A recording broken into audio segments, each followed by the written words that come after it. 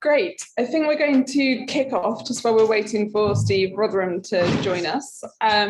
So a very warm welcome everybody to this IPPR event. I'm Karis Roberts and I'm Executive Director here at IPPR.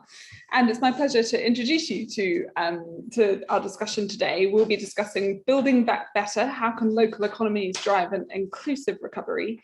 And of course, that could refer to all sorts of things, but I think today what we really want to be talking about is the role of communities and the role of local town centres and high streets, and how we can ensure that the benefits of those things can be felt after the pandemic, and that we're looking after what we need to post-pandemic. So we have some great speakers with us today. So we will be hearing from the Right Honourable Yvette Cooper, who is chair of the Labour Towns Group. Of course, Yvette's bio is a bit too long for me to read out every single part, but long history of working in government and across Labour briefs, but particularly keen to hear about your kind of Labour Towns role, Yvette. We have Richard Taylor, who is Director of Corporate Affairs at the Post Office, who are supporting this event today, for which we're very grateful. We'll be hearing from Steve Rotherham, who is Mayor of Liverpool City Region. We were due to hear from Steve Reed as well, Shadow Secretary of State for Communities and Local Government. I've just been told he's been called to do a media round, which is a shame, but we're going to try and get as many questions into the panellists that we do have today, and as many of your questions as possible. So I will ask you to be thinking ahead of time what you would like to ask the panel, and consider this your warning before I spring it on you. So to kick us off, I'm going to ask Yvette to start first with some opening remarks. Thank you very much. Good to see everybody. I think this is exactly the question that we should be asking at Labour Party conference, is how do we build back better after the COVID crisis, and how do we make sure that we have an inclusive economy? As we've come through, COVID crisis has exposed so many deep injustices, so many deep inequalities, deep-rooted inequalities across the country, and geographic inequalities, health inequalities, with low-paid workers during the crisis being more likely to be furloughed or to be still working on the front line through the crisis, but higher-paid workers more likely to be working on full pay, still at home through the crisis. We've seen low-paid workers, ethnic minorities more likely to be hit by COVID and to suffer more from COVID, and sadly to die from COVID as well.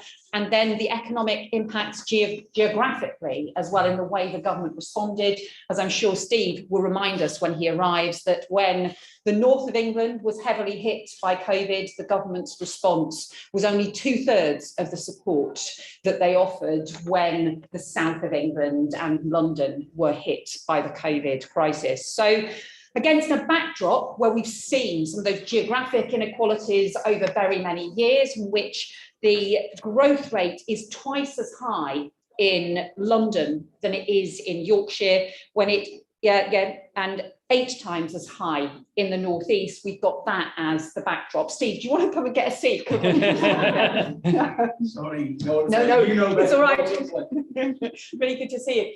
And I think, and in response to this, as we come out of it, just when we should be building back better, what is the government's response? Is we have this shambolic situation where there aren't enough drivers to get the food to the shops or to get the petrol to the pumps, a crisis that they could have predicted very many years ago, if not months ago, and could have taken action upon. We have the way in which they've responded, the way that the sort of chaotic way that they've responded, and where children have been probably hardest hit by the crisis. In fact, probably the one good thing that Boris Johnson has done in the last 6 months was to sack Gavin Williamson from Education Secretary. We said the latest thing about how he might be getting a knighthood, and that really is grade inflation, if ever you heard it. But in this situation, with a cost of living crisis, a Tory manufactured cost of living crisis now facing families across the country, just do not underestimate the real scale of what we're facing. Food prices going up, energy prices going up, bills going up and up. But then on top of that, the national insurance contributions going up, and the universal credit cut. So this isn't just a double whammy now on low paid workers. We're talking about double, triple, quadruple whammy on low paid workers across the country. Families are going to end up being £1,600 a year worse off. And the Tories have caused this crisis. They also don't get this crisis. £1,600 a year, that is as much as Boris Johnson spends on 2 rolls of wallpaper. And that is the gap in comprehension, and that is the kind of inequality gap and the inequality challenge that we're facing. And that's what Labour has to be arguing about now. So I'll just say a few things about how we should be thinking about growing economies and communities in all parts of the country, towns and cities in all parts of the country. But I think that cost of living crisis, that Tory cost of living crisis, has to be at the centre of Labour's campaigning now, because that is going to be the huge pressure on families right across the country. There's then longer term things about what do we do to get fair growth, to get stronger economic growth in all corners of the country. For me, this is also about towns. This is not just about north and south or about different regions. It's also about cities and towns, because actually economic growth in our towns has been about half the rate of economic growth in our cities. There's been investment in cities, but this assumption that it's just going to trickle down to our towns, and actually towns have ended up being hardest hit, both in terms of private sector services pulling out, so the banks pulling out of our town centres, economic investment going into the jobs and the new tech jobs in cities rather than the industrial jobs that we've seen traditionally in our towns, but also the public services. The austerity has heavily hit many of our towns, with services under pressure shrinking back into the cities. So too many towns have lost their libraries, lost their community centres, lost their Sure Start lost right across the country, and those services lost. So one of the things that we now need to be arguing for now, and how we invest in the future, how we have a Labour vision to invest in the future. Some of that means investing in the jobs of the future, the high-tech jobs of the future, the investment in science, the investment in skills. I was in the business forum this morning that we were talking about jobs of the future, technology of the future, and several people mentioned, these business leaders who were there this morning, mentioned the research and science triangle of Oxford, Cambridge and London. That's great, that's really important for our country, but actually we need a Northern Triangle too.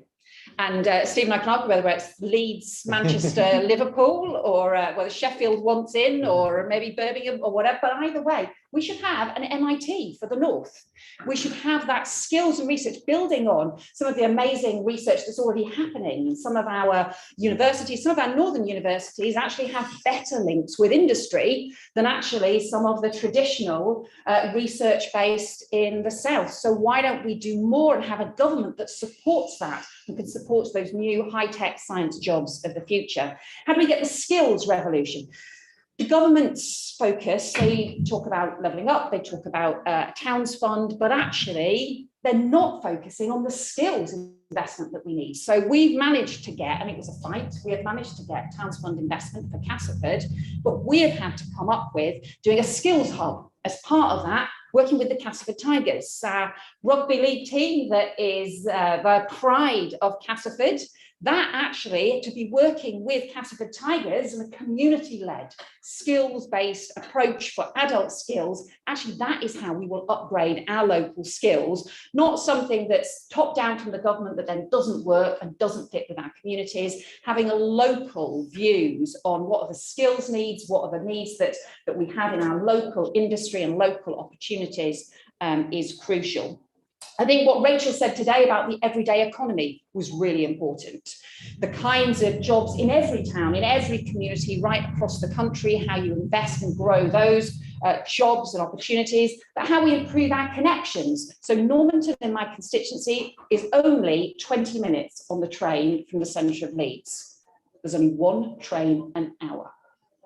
Now, you imagine you were 20 minutes away from the centre of London, you'd be tripping over the trains or the tubes that come every 5 minutes, maybe every 10 minutes. We have one train an hour. So that's ridiculous. It means that people in Normanton aren't connected in the same way to the jobs and needs. We need a much better upgrade of our transport infrastructure, be that our buses, be that our trains, be that our transport network across the north of England as well. And we need the support for jobs and jobs in all of our communities. And again, I just highlight with jobs in towns, too often, much as I will champion those train connections and those bus connections, we don't want our towns just to be the commuter base for everybody getting the jobs in the cities. We want the jobs in our towns as well. And actually, COVID shakes things up now as we come out of that crisis, because actually people have learned you can work in different ways. You can work not just from home, but in different ways, remotely from different places. People can do jobs in different places. So let's seize on that to support our towns as well. And finally, actually, so much of this is about moving power, and moving power away from Westminster and Whitehall to our mayors, who have the opportunity to really drive the growth, the investment, the opportunities in every area, but also beyond that to our local councils and to our local communities. And again, I would say that means devolving power, not just to our cities, but back to our towns as well. We have huge opportunities to have a Labour approach to this, to Labour values, Labour commitment to investment, to involving all of our communities in getting those jobs of the future, those opportunities of the future. There is a much better, much fairer, much greener, much stronger way to do things than the chaos that we have got from the government now. Labour has to show how it's done. Thank you.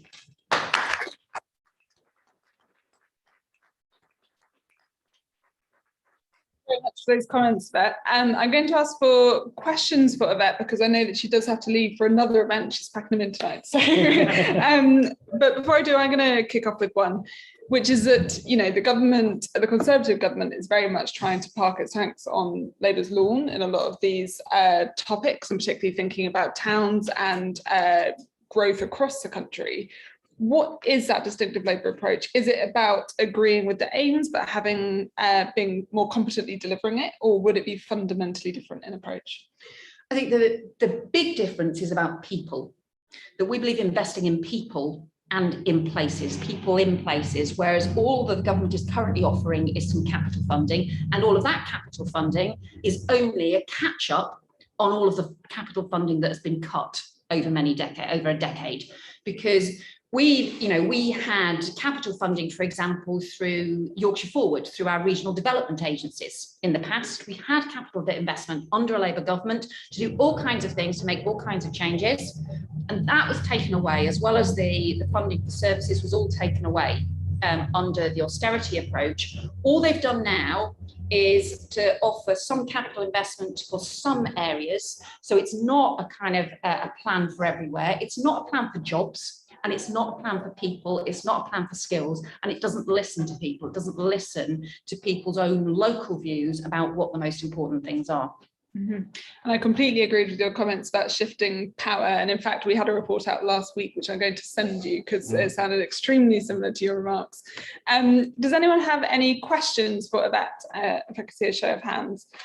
So I'll take the two questions on this side first, starting with the woman at the back there. Thanks very much. It's Jenny Sanson here from How to Change Trust. Yeah, I was very appreciative of your comments on devolving power as well. Actually. So in particular, my questions around the structures that you need to put in place to achieve that. So you talked about devolving power, moving power to metro mayors, to our council, to our communities. So I'd be interested to hear what your vision is and how you see a way to achieving that. So I think I'll take a couple so that you can answer them. Hi, my name's Andrew, I'm the Charity Foundation. And I think often we talk about businesses and how to support them, that's a really big part of it. I'm obviously charities and civil society organisations. And so you've got things like local enterprise partnerships, which are quite well established. Charities have organisations like them, even churches and things like that in some local areas don't get that same representation. And it would be really good to have some formal means of having groups like that involved in the process. And I'd love to hear your thoughts on that as well. And then I'll take one more. I think there's some hands here. Hi there. Thank you very much for your comments so far. My name is Daniel. I work for Policy Connect. I was really interested in your thoughts on the Northern Triangle, and I wanted to ask more broadly, what do you think of the role is for universities in levelling up the wider UK economy? Thank you. Thanks. Do you want to take those ones? Yeah, so in terms of what sort of structures and things should be, I mean, I think we've obviously, Steve will talk about what the Metro mayors have been doing. We've obviously got Tracy, newly elected, and a sort of huge optimism and dynamism on what she's doing for West Yorkshire as well. And so I think those mayoral roles are really important, but I also think you've got to have commitment to a much more local areas as well. And that means I think I would like to see a sort of jobs plans really for every town. And whether that is driven by mayors or whether that is driven at a more local level by local councils, you could do things in different ways. But I still think, you know, for all of, I've got 4 towns in my constituency, and actually the local economies around them are actually slightly different for each one, and the opportunities in terms of which ones have the connections, which ones have the brownfield land available, which ones have the different opportunities around town centres or around different leisure assets or history and history and community pride. And you actually need at that more local level a sense of what is the vision for our towns. And at the moment, there's no capacity for most local authorities to even be able to do that, because they've been running on hand-to-mouth, coping with crises on a shoestring, because the government hasn't supported or devolved that power and those decision-making processes. So I'd be quite flexible about the kinds of structures that need to work. I would just, I think, put that emphasis on going really local, as well as looking at the wider regions as well. In terms of then the different partners and the different roles, I think it's really interesting that some of the things, especially again at that really local level, often we've seen it's actually been some of the partnerships between social enterprises, charities and businesses that have actually done some of the most interesting work. So in Castleford, we have the Castleford Heritage Trust, which is started actually just as a local group of volunteers celebrating history in Castleford, and has built now has taken over a local, the Allison's Mill, former Allison's Mill in Castleford, bit by bit with different volunteers, has reclaimed it, regenerated it. We've now got startup businesses in there. We've got a series of small startup businesses, and it's now at the heart of our regeneration along the riverside. And that's actually all come, and then they've got charitable purposes around supporting the local community, with community events and so on as well. And so if you don't recognise that different mix of economy, then you don't get the biggest impact and also the biggest local impact as well. In terms of the role for universities, I think this is hugely important. It's our traditional challenge always to universities in the UK, that we have amazing research, we have, you know, amazing work that gets done, huge international reputation, but we've never been so good as other countries are at then translating that into local jobs and local industrial opportunities. And my view is that actually we're better at that across the north of England than across the south, and some of our universities have been pioneering in that way, but there's huge potential to do far more on that. But again, I guess I would also say, look, it's, you know, for Leeds University, the focus will always be Leeds. Okay, that's our nearest university, but what about all of the different towns that are around Leeds as well? Actually, you could build those connections as well. So I guess my challenge to universities, as well as the traditional one, which is how do you then have the spin-offs into industry and jobs and opportunity, would be also look beyond your cities, look beyond your immediate urban environment to the other communities that actually could be connected as well. Thank you. Do you have time for me to squeeze in 1 or 2 more questions? Yeah, we'll just, yeah, we'll be quick. I don't want to hold Steve up as well. I know there was one over there, and then we will absolutely bring in Steve. Thank you very much. So I have the pleasure of being the leader of a second-tier local authority. So we are the lowly districts and boroughs that incredibly envious people like Steve and Andy do. great and glorious things to change when it comes to this weird thing. So bearing in mind that inequality hits all of our communities in different ways, but in local government there are inequalities of scale between the districts and boroughs and the county councils. And if you are a red council in a sea of blue in county, what on earth can we as districts do to actually make meaningful change and tap into it when government is constantly making us bid and compete against other local authorities for money? Would hardly actually change. Thanks very much. And I think there's one at the back there. We'll just take. Similar thing, really, that really just what I just said about every town and city having a jobs plan. What struck me when I was working with Bradford on the Kingsley wage down in bits again, and really there's a huge amount of businesses that are tremendously successful in the UK resilience sector, in a lot of different sectors, and the theme of UK resilience. And it just felt to me as if towns were working to shine a light on that, to then come forward with initiatives like this around jobs plans. Could be good bottom up start here to what we're trying to achieve with that. So there'll be some policy changes around the it started bottom up with getting businesses in behind businesses. Great, thank you very much. I'm going to ask Steve to hold those in his head for later, but I'll turn to Yvette for now. I suppose I mean what's the best answer of how we change that problem of being drowned out by the sort of Tory county councils and so on. Actually, is we've got to get a Labour government. That is our big challenge for changing all of these approaches. But within that, I think there is a sort of capacity to mobilise local communities that even where we can't get the public sector investment from the government, that what Labour councils and Labour councillors do have is the ability to try and mobilise the strengths that we have, the pride in our history, the local business strength, the local economic strength, the local talent, the local community organisations and community groups. And that, I think, that sense of being able to bring people together rather than pit people against each other, that I think is a distinctively Labour approach and challenge that we have to do, even when it can be hard to get our fair share of investment.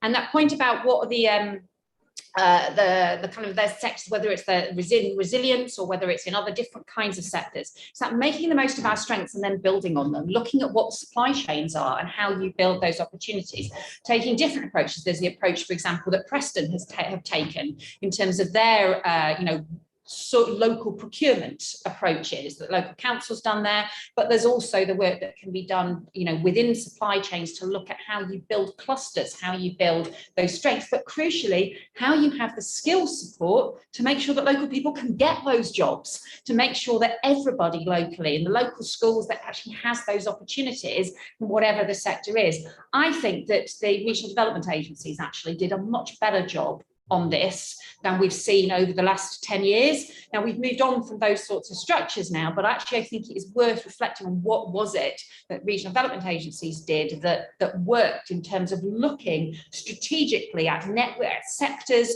at different kinds of patterns of industry, at what the opportunities and the technology was for the future. And also, and again, our Regional Development Agency gave support just specifically for us as towns, and they had a particular strategy that was about supporting towns. And the LEPS structure, I think the LEPS structure that the Tories created ended up being with this sort of business focus predominantly on cities, and we just didn't get a look in once those LEPS structures were created. It wasn't just the lack of funding, it was also those structures meant that actually we didn't get a shout out. So I think there is a better way to do it, and Labour has to be at the heart of that. Huge thank you, Yvette. And I know you have to go to your next event, so thank you very much for staying with us. Thank you.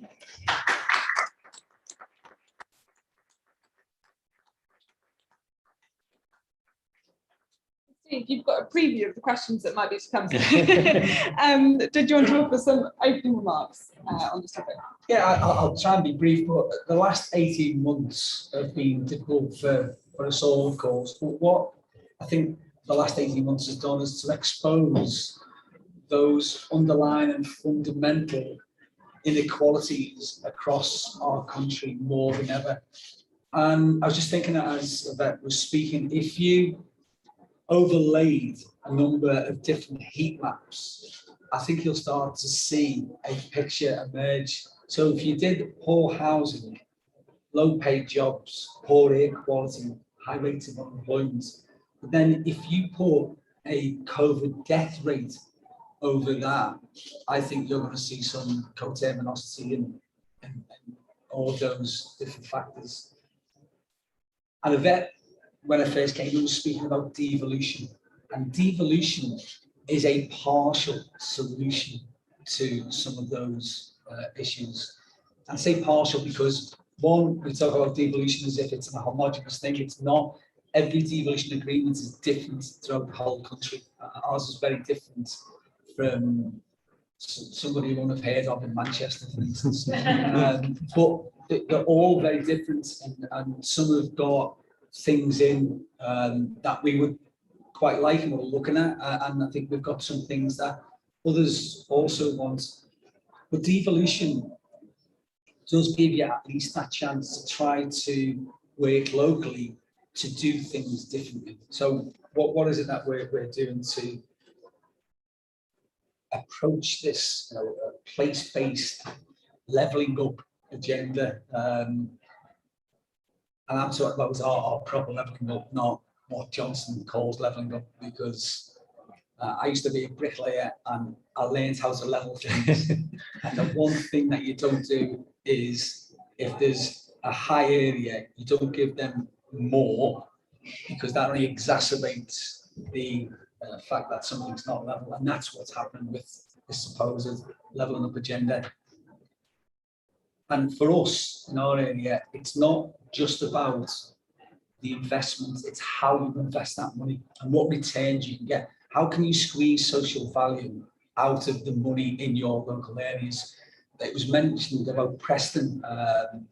In all honesty, Matthew looks towards what we're doing because ours is far more comprehensive. So we've got, of course, the inclusive growth, but as part of that, we've got community wealth building, and Jeanette Williamson, who's the leader of Wirral Council, is our portfolio holder, and she's squeezing all of this social value out of the funding that we invest directly, but also out of the supply chain as well. So we try to regurgitate as much money that we invest as we possibly can in our area, Keynesian economics and social value. So I think that there's a way in which other areas can perhaps look at what we've been doing, even without a formal devolution agreement. And that's the thing. I look at it through, obviously, my eyes, because we've got these powers. And to tell you the truth, just said in another audience, don't know whether you can tell by the accent, but I come from Liverpool, and Scousers learn to read between the lines before they can read words. And in my devolution agreement, it tells me what I should do. What nowhere does it tell me things that I shouldn't do. So I'm just doing them anyway, even if they're not in the devolution agreement, and squeeze as much as we possibly can from the powers, limited powers that we've got from central government. And that means then we're moving into areas that we're getting the agreement of the 6 local authorities to trial a lot of testbed stuff that we're doing. Homelessness, for instance, myself and Andy, West Midlands, especially in Greater Manchester and Liverpool City region, we're doing something called Housing First. And Housing First basically treats somebody who's homeless as a human being, and then gives them a house, a property, first and foremost, no questions. You put them in a property, not in one of the sort of the temporary accommodations or we had something in our area which I won't go, but anyway, so it's you then provide the wraparound support once the payers are stable and then have a home of their own. So you can do things like that. Now, obviously, it means that you need support, funding support from central government on many of these things. But there are approaches that we are trying, and I think that the wider movement really needs to be looking at labour in power and then seeing whether some of those things can be copied across. So with that, I'll leave it there because I know there were some questions that I heard. And we're going to touch on some of the subjects that I'll go into. Thanks very much.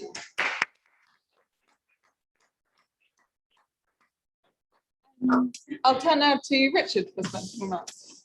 Good evening, everyone. So Richard Taylor from the Post Office, and I thought maybe I'll just give you a couple of things to think about or insights which you might not have considered before as we think about this theme of building better, and give you some reasons to believe maybe that there are causes for hope. The term levelling up, as we know, is one which is controversial. It's now included in the name of a government department. But if ever there was an organisation which could potentially be the catalyst for levelling up, that's the Post Office, because we're already in every community, in every part of England, Scotland, Wales and Northern Ireland, giving opportunity for people to think about how they might want to live their lives. And of course, the way we live our lives has changed a lot in the last 2 years since we last met face to face as a conference because of the pandemic. You know, people are now potentially having opportunities to work closer to where they live, whether that's at home or, as Yvette said, in community hubs. And if you're wanting to start a business, these are the two things which you need. An internet connection, probably. You probably need to be able to get online, and a post office. Why do I say a post office? Well, you can send things anywhere in the world, and you can do all your cash and banking, not least when the banks are closing. You can come to us and do that. And we may want to think about just the use of cash in our town centres. But here's just a couple of things for you to have a think about. So Yvette talks a lot about towns as well as cities and trying to get that mix right between where should the emphasis go. Clearly, as Post Office, I'm keen on both. But an interesting insight is that we noticed through the pandemic that actually we are seeing more growth in those towns. People are, if you think about Normanton, Castleford, Pontefract, where Yvette represents, that those people aren't coming to Leeds, which happens to be the city I live in, and we're seeing growth in those towns. So we did some work with CBR, and they showed that 9 out of 10 of those towns were seeing growth in the sending of parcels through a service we provide called Drop and Go. So if you're running a small business and you're sending lots of parcels, and we could see that increase in those towns in contrast to the cities. So I think there are some reasons to believe. 2 other thoughts just around what I would call the seen and the unseen benefits of high street presence. So if you think about the high street, we all know wherever we live, it continues to go through change. Something like 3/4 of department stores in this country have closed in the last 2 years, just to give you a feel for the high street.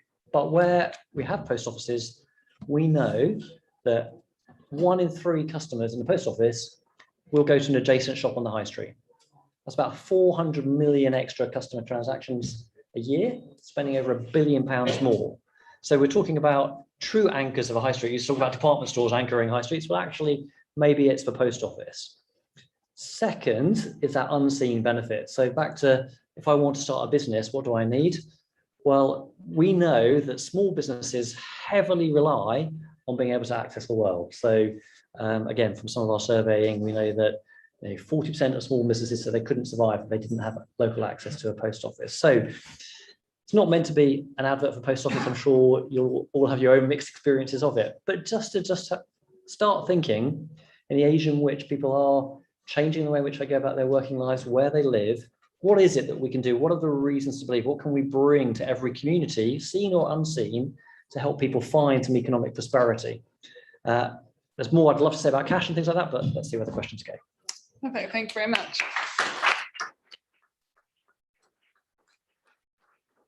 So I've got tons of my own questions, but I'm going to try and bite my tongue. So who has questions in the audience? If I could see a show of hands, I will then take a few at a time. So I have 2 at the back here. Thomas, which the Consumer Association. Steve, good to see you again. This question actually really about cash in particular to both of you. I think in July, Richard, was your busiest ever month for cash withdrawal, £660 million, which is roughly what the weekly wage bill sees at Anfield. But you've also got 260 post offices that remain closed as of the end of last month, out of the network. And so which, as you said, device, absolutely agree with you about the importance of post offices and the importance then cash that's also being drawn out and put into local communities. And I'm wondering what both of you feel about what more should be done, because we're going to have leveling up, we're going to protect those communities. Those people who are most reliant on cash need to be able to get it, and those people who are most reliant on their post offices need to see those remaining 260 post offices reopened. Thank you. And there was another question at the back. Hi, Marley Wallace from IPPR. Just a question for you, Steve, about your use of the adult education budget. I'd just be interested to hear a bit more about how your test and learn pilots, how they've been going, and what lessons they might be applied for other lecture management authorities. Great, thank you. So let's start with those two. That cash question I think is really important. We've done quite a bit of work on the shift to a cashless society and completely agree that we need to be very cautious about that shift. Richard, do you want to pick that one up first? Yeah, thanks, Thomas. Let me just do the numbers of post offices one, because sometimes I hear, oh, post offices are closing. And yes, post offices do close and there's always some churn, but to be clear, we have 11,500 post offices across the United Kingdom, and it's been stable like that for 5 years, right up to the pandemic. We then did see a little bit of a dip during the pandemic, not least because clearly some postmasters were shielding. And so that figure of the 260, which I think comes back from June, that's now well under 200, and it's well below our normal churn levels for post offices. In terms of cash, I think a really interesting thing in political debate is we tend to very much focus on the ability to withdraw cash. And that's important. People want to be able to access it. And we found during the pandemic, we provided different services, for example, like we repurposed our travel money business so that we could send you cash direct to your house if you wanted it. Most people didn't need that. They can get cash if they want to. The difficult thing is being able to deposit it.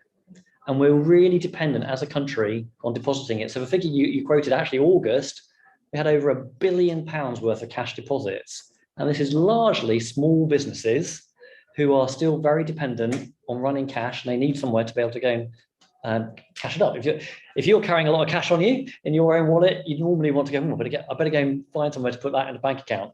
And that's the problem at the moment, is that banks are closing, and if you're running a business, you don't necessarily want to wait for that hour for the train from Normanton to Leeds to go and cash up. You want to be able to do that locally. So we do need to be able to keep the cash infrastructure going. We're focused on energy infrastructure and petrol infrastructure at the moment. We need to keep the cash infrastructure going for both withdrawing and deposit. Thanks very much. Steve, 2 questions for you there. Just on the post office one of the arguments that you put forward was about how important they are as anchor institutions to high streets, and therefore when they're closed in working class areas, they have a huge detrimental impact on people who need them most. And in my area as an MP, I fought against closures, you probably know, because basically we'd seen one close and shops just either side of it just disappeared because of the footfall that it generates. So I think you're absolutely right to highlight how important they are, and therefore please don't be closing any in the Liverpool City region. On adult education budgets, we did do this thing. So we got 54 million quid, I think it was, and we took a few £1 million out and we distributed the rest in line with what we've done previously. But we held some money back for this test and learn, and we said, government could passport this money straight to you. Instead of doing that, how could we use some of that money differently? How could you think of education more innovatively? And you do these things yourself. We'll give you some money and then see how it goes. and there's one which is absolutely brilliant. English is a second language. Somebody normally standing up in front of a chalkboard, isn't it, telling you, this college moved away from that completely and set up a cafe, and people went there and they all tried speaking English to each other, and they progressed so quickly. They all achieved the ESOL certification much more quickly than anybody on a chalk and talk approach. So we're doing more of it. We're sharing that best practice. So when ideas like that, and there's lots of others, but when they come up, we're sharing that across the whole of the city region educational network, and we're getting a bigger bang for our buck. So much so that Treasury are looking at what we're doing as a way in which they themselves, the UK PLC, can get more returns for the investment in education. So a huge success, and it wouldn't have been done without devolution. I think the thing about what we're trying to do is we genuinely understand better than Whitehall mandarins what's important in our areas, and then trying to be nimble enough to respond to those needs. Whereas probably the people who were previously making those decisions couldn't point to Halton or Notley on a map, do you know what I mean? So it's a better way of doing it. I think our party, we still need to do a little bit more to explain to people the benefits of devolution, and we need to spread it right the way across the country and give more people the ability to take decisions for themselves. Thank you very much. More questions from the audience? I don't believe that there aren't any. Two at the front here. I'm Tim Carter, Vice President of if we've outlined the case the post office has been that sort of the first aid kit with the high street. In terms of long-term health, we've got any prescriptions that what we're going to do about business development rights that are potentially economic by our ability to retain that local neighbourhood that we all know and love. And just because we're having a hard time right now, we wouldn't like that. So we need a good, strong answer. Thank you very much. There was a question at the front here. Yes, thank you. Interesting debate. What do you think the potential role for things like worker cooperatives, retail cooperatives, financial cooperatives like credit unions, banks are destroying?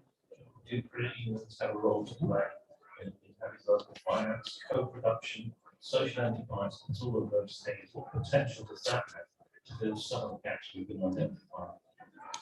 Great, thank you very much. To that first question, I might twist it on its head a little bit, Steve, and ask, as well as that particular question about kind of the decline of high streets and how we stem it, was there anything in the pandemic that actually made you hopeful and thought, here's an opportunity to reimagine our high streets, or is that just hopelessly naive? Should we go back to being depressed? No, this glass half full all the time. Yeah, there was some great stuff. I mean, if you have a look at what our voluntary community sector did, and they're at the heart of communities, and they can have a presence in those communities. We set up a fund. It was not my idea. I got a lot of credit, but in fact, it was through the TUC.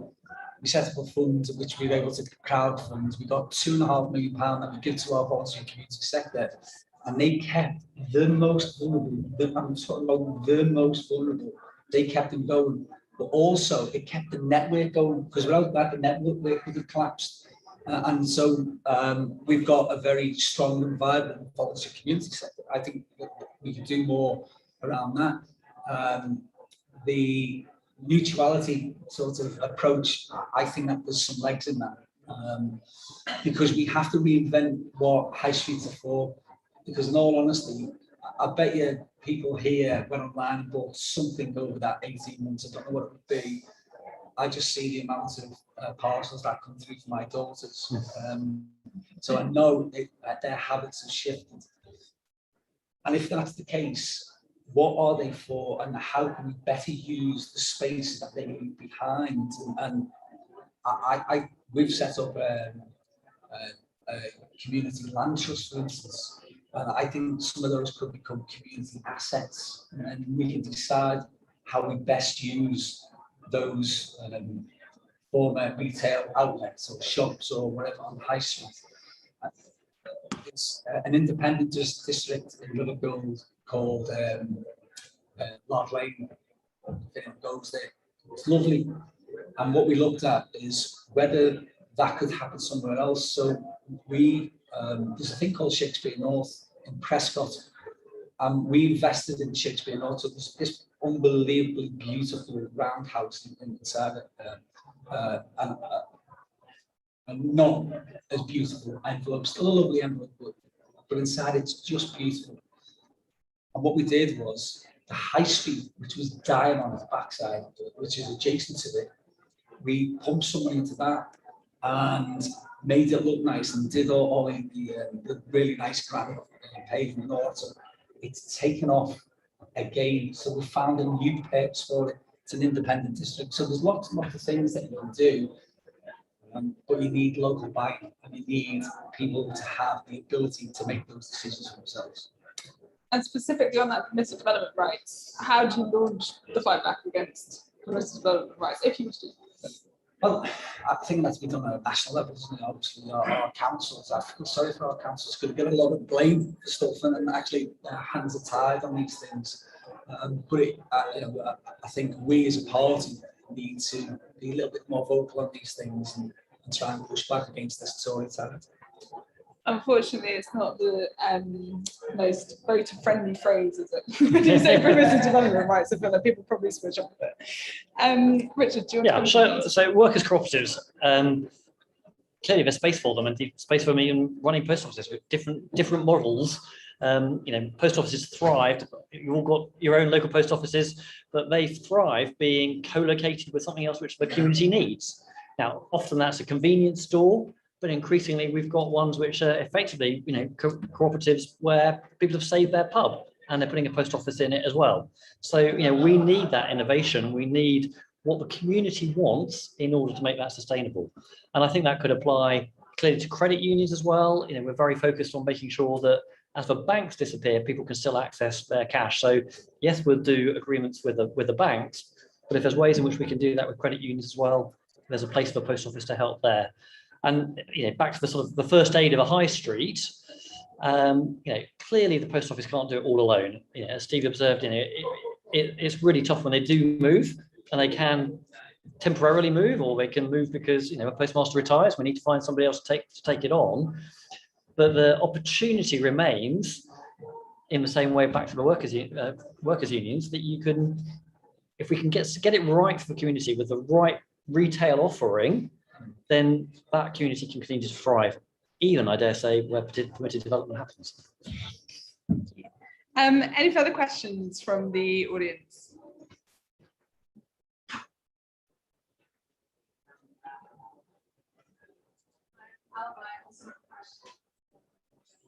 So I just wanted to ask, we're a charity trust and invested in a fund.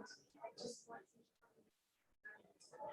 wondered, and I think it's your sweet spot about, especially post creating space for communities to perform ideas and run businesses and entirely wonderful just letting community philosophy comes along. So I just wondered what the balance is about how much further you go to actually make that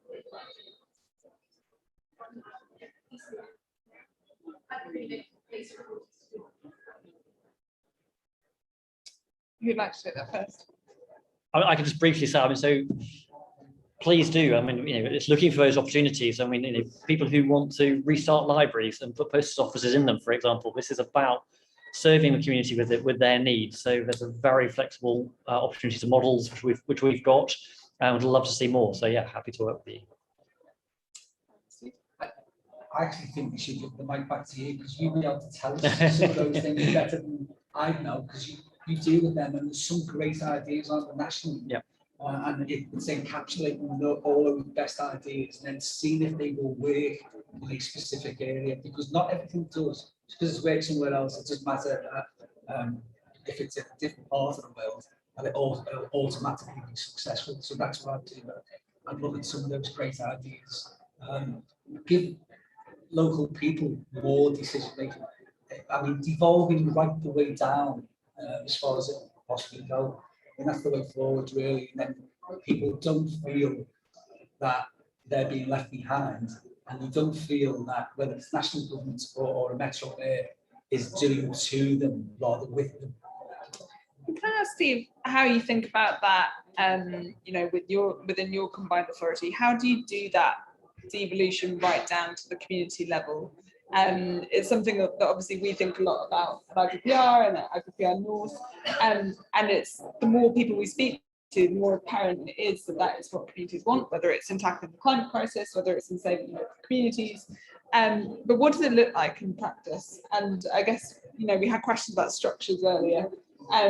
What does that look like for the different tiers of government in the country? Locally, I can speak about us. We have a community engagement team, so they go out and raise things. So, for instance, when the Shakespeare Theatre was being built, that stuff I was talking about, people went out and said, what sort of things would you like? And that's how it grew organically through that way. And it's demonstrably very successful.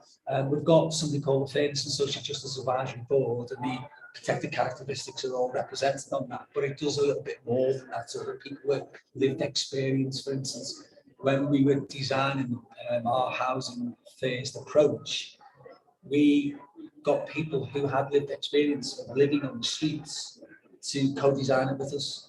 So I think we can engage at different levels. Nationally, I think we should have a programme of offering much more power and resource right the way across the, well, it's England, isn't it? Got the devolved nations, but in England, I think if you drew concentric circles from Westminster, I bet you the further you got away from it, the more people felt that Westminster wasn't relative to their lives. That is actually statistically true. So trust in government deteriorates the further you get away from Westminster. See, I wasn't making it up. There's a question at the back there. Thank you very much. As the Vice President, now Chief Executive. Just in terms of the taxation development strategy now in London, Manchester, and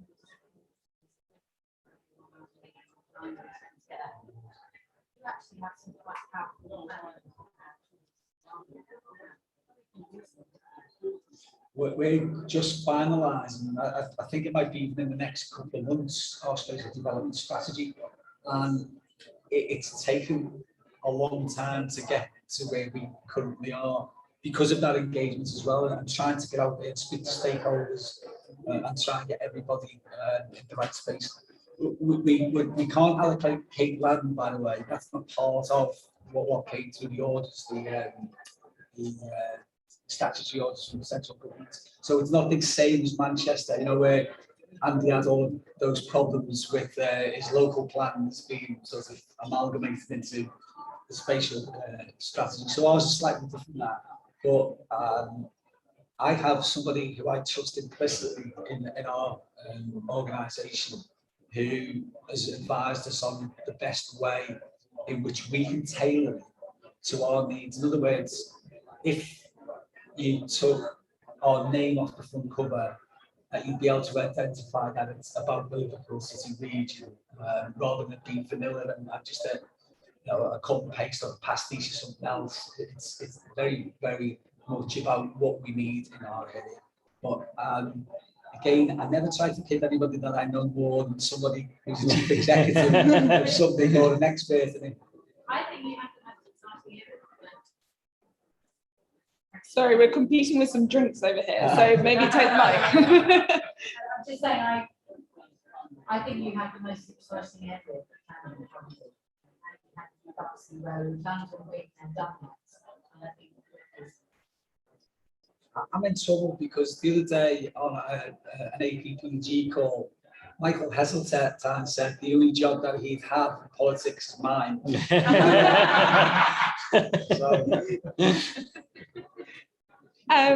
Any other contributions or questions from the audience? Well, in that case, we'll close there. But I did want to say a huge thanks to all of our speakers, to Yvette, who has had to go, to Steve and to Richard. Do follow IPPR's work, and we've done a lot on this across both IPPR North and the IPPR Centre for Economic Justice. Some of Yvette's remarks indeed very much echoed our report we had out last week called Prosperity and Justice After the Pandemic, in which we argue that we need to shift power across the economy, including out of Whitehall to communities, and right down to the level of people making decisions. So do check out that work, and we hope you have a great conference. Thank you. Thank you.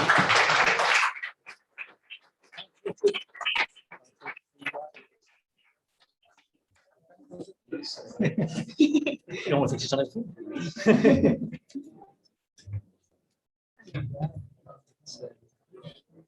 Very broad, aren't we?